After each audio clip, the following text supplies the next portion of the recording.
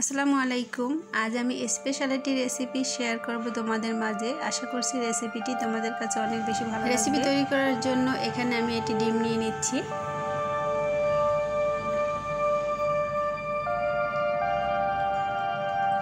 এরপর আমি 1 টেবিল চামচ পরিমাণে চিনি নিয়ে নিচ্ছি। তার সাথে আমি দিয়ে দিচ্ছি লবণ।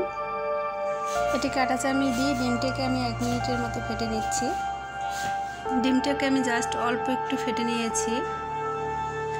এর ভিতরে আমি এখন 1.5 কাপ পরিমাণে ময়দা দিয়ে দিব।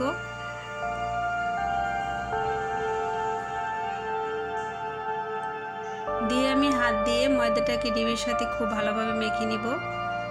এরপরে 1 টেবিল চামচ পরিমাণে রান্নার সাদা তেল দিয়ে দিচ্ছি। তেলের সাথে ময়দাটাকে খুব ভালোভাবে মেখে নিতে হবে।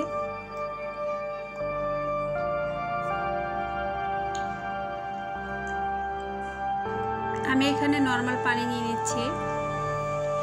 অল্প অল্প পানি দিয়ে এটি ডো তৈরি করে নিব। 10 মিনিটের জন্য আমি রেস্টে রেখে দিয়েছিলাম। এরপর আমি এখন আবার একটু মেখে নিব।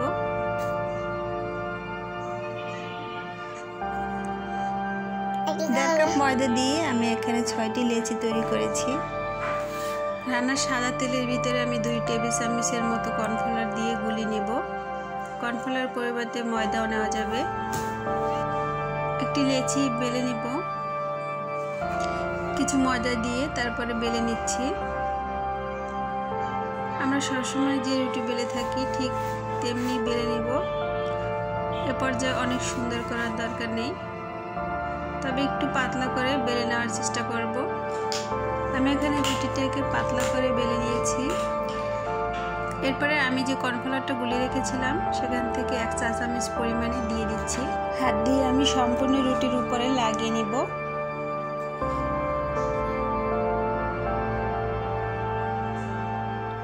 উপর দিয়ে কিছু ময়দা দিয়ে দিচ্ছি। ময়দাটা দেওয়ার পরে একটু ভালোভাবে লাগিয়ে নিতে হবে। আমি এখন কেটে নিচ্ছি। কিভাবে কেটে নিচ্ছি তোমরা একটু ভালোভাবে লক্ষ্য করলে বুঝতে পারবে। একটু চিকন করে কেটে নেওয়ার চেষ্টা করব।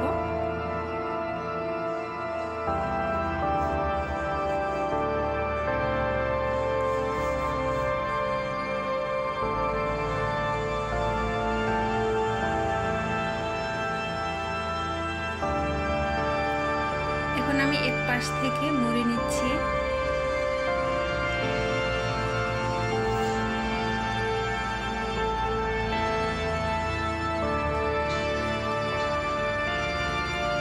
ঠিক এভাবে করে মুড়ে নিতে হবে।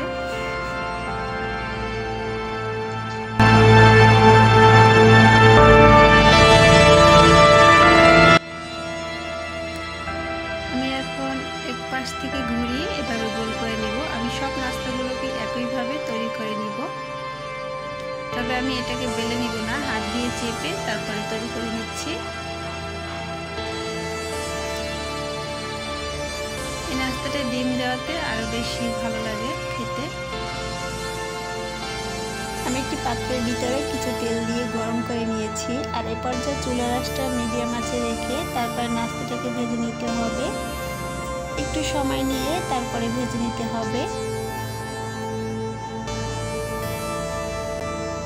বন্ধুরা, আজকের আমার ভিডিওটি তোমাদের কাছে কেমন লাগলো অবশ্যই কমেন্ট করে জানিও।